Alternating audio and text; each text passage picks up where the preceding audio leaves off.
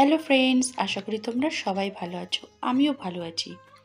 আজ আমি ফুলকপির মুড়িঘণ্টের রেসিপি নিয়ে হাজির হয়েছি। শীতকালে ফুলকপি কিন্তু আমাদের সবার খেতে দারুণ লাগে, আর ফুলকপি দিয়ে আমরা নানান রকমের রান্না করি। আজকে আমি ফুলকপির মুড়িঘণ্ট কীভাবে করব সেটি তোমাদের সাথে আজকে আমি শেয়ার করব। আমরা তো মাছ দিয়ে মুড়িঘণ্ট করে খেয়েছি, এখন আমি ফুলকপির মুড়িঘণ্ট করব। দেখো, এটা করার জন্য আমি ফুলকপি এরমভাবে কেটে নিয়েছি, আলু কেটে নিয়েছি, টমেটো, পেঁয়াজ সব কুচি কুচি করে কেটে নিয়েছি, আর এখানে একটু রসুন, আদা, একটু ধনেপাতা নিয়ে নিয়েছি, লঙ্কা নিয়ে নিয়েছি। এগুলো কিন্তু আমার মুড়িঘণ্ট করার সময় লাগবে। এগুলো আমি কেটে সব ভালোভাবে ধুয়ে নিয়ে নিয়েছি।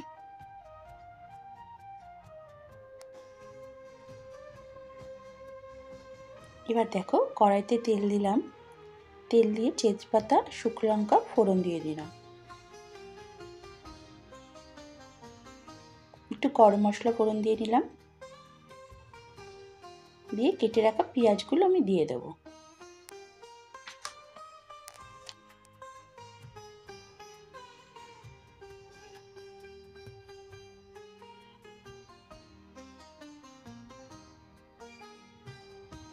দিয়ে সামান্য পরিমাণে নুন দিয়ে পেঁয়াজগুলো আমি ভাজা ভাজা করে নেব।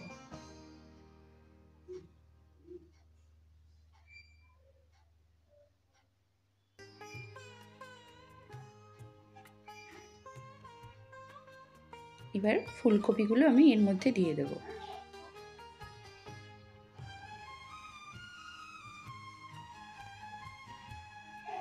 ফুলকপিগুলো দিয়ে ফুলকপির সাথে পেঁয়াজটাও একটু ভাজা ভাজা করব।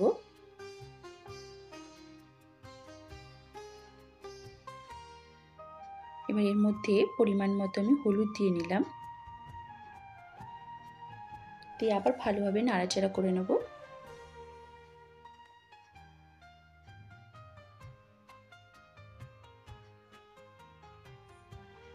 করে ফুলকপিটা ভাজার জন্য আমি একটু ঢেকে দেব। দেখো, এখানে আমি একটু গোবিন্দভোগ চাল ভালোভাবে ধুয়ে ঘি মাখিয়ে রেখে দিয়েছি। মুড়িঘণ্ট করার সময় না, চালটা যদি ধুয়ে তুমি একটু ঘি মাখিয়ে রেখে দাও, তাহলে কিন্তু টেস্টটা আরও দারুণ আসে। দেখো, ঢাকা খুললাম, খুলে এবার দেখবো ফুলকপিটা কিন্তু আমার ভাজা ভাজা একটু হয়েই গেছে। এবার আমি কেটে রাখা আলুগুলো এর মধ্যে দিয়ে দেবো।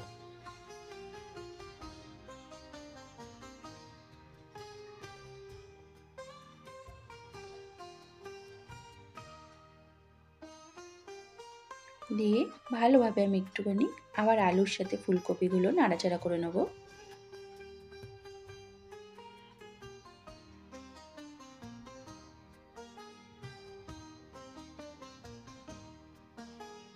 করে কেটে রাখা টমেটোগুলো আমি এর মধ্যে দিয়ে নিলাম। তারপর জিরের গুঁড়ো, ধনের গুঁড়ো, কাশ্মীরি মরিচ সব আমি, আর একটু রসুন কুচি, রসুনগুলো একদম করে পেস্ট করে আমি এর মধ্যে দিয়ে নিলাম। একটু সামান্য জল দিয়ে দিলাম যাতে মশলাটা যাতে পোড়া না লেগে যায়। আর কেটে রাখা কাঁচা লঙ্কাগুলো আমি এর মধ্যে দিয়ে নিলাম। দিয়ে মশলাটার সাথে ভালোভাবে মিশিয়ে নেব ফুলকপি আর আলুগুলো।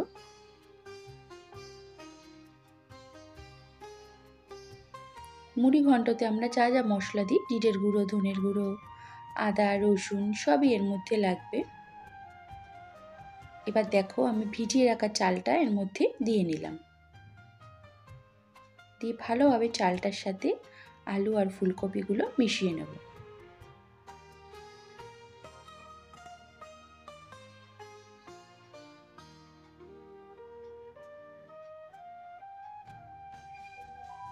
একটু সামান্য পরিমাণে আমি নুন দিয়ে নিলাম, হলুদ দিয়ে নিলাম। তখন আমি ভাজার সময় অল্প পরিমাণে নুন দিয়েছিলাম। দিয়ে আবার ভালোভাবে মশলাটার সাথে মিশিয়ে নেব।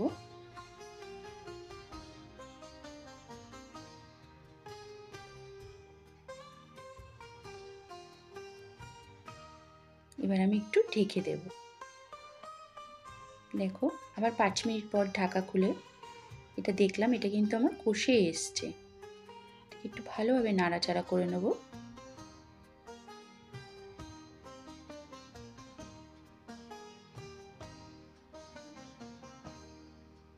আবার একটু ঢেকে দিলাম আমি, আলুটা সেদ্ধ হয়নি বলে। ঢাকা খুলে তারপর আবার একটু নাড়াচাড়া করব।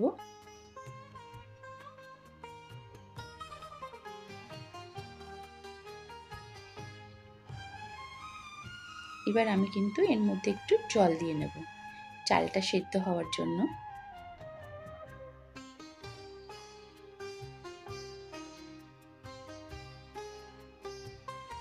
জলটা কিন্তু খুব বেশি দেবে না, যাতে চালগুলো খুব না গলে যায়।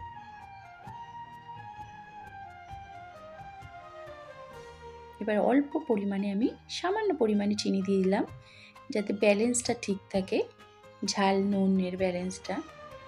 ফুলকপির মধ্যে কিন্তু একটু চিনি দিতেই লাগে।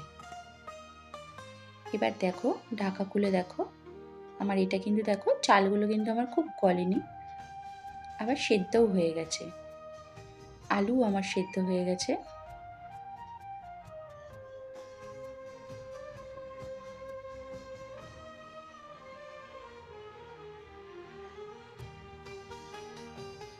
এবার ধনেপাতা কুচিগুলো আমি এর উপর দিয়ে নিলাম।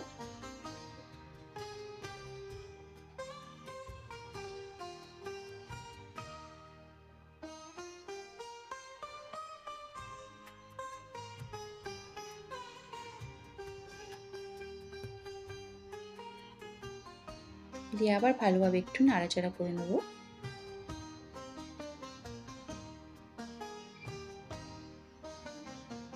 আমি এই অবস্থায় এবার নামিয়ে দেবো, এটা কিন্তু আমার হয়েই গেছে, কারণ আর বেশি শুকাবো না, ওই যেইটুকুনি জল আছে ওটা কিন্তু চাল টেনে নেবে। এবার নামানোর আগে কিন্তু উপর থেকে একটুখানি ঘি দিয়ে নিতে হবে।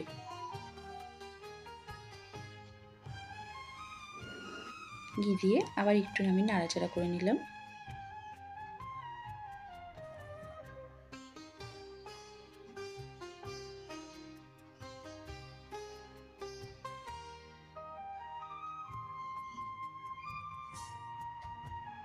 আর এই উপর দিয়ে আমি একটা ভাজা মশলা দিয়ে নিলাম। এই ভাজা মশলার রেসিপিটা আমি তোমাদের সাথে পরে শেয়ার করে নেব। সব রকম মশলা দিয়ে আমি একটা ভাজা মশলা তৈরি করে রাখি, সব রকম রান্নায় দিলে খেতে কিন্তু দুর্দান্ত লাগে। দেখো, আমার কিন্তু ফুলকপি দিয়ে মুড়ি ঘন্ট রেডি। কেমন লাগলো বন্ধুরা, অবশ্যই কিন্তু কমেন্টস করে জানাবেন। আর ভালো লাগলে একটু লাইক শেয়ার করে দেবে, আর যারা আমাকে এখনও সাবস্ক্রাইব করনি একটু সাবস্ক্রাইব করে দেবে। এটি কিন্তু গরম গরম ভাতে দুর্দান্ত লাগে খেতে, রুটি দিয়েও দারুণ লাগে।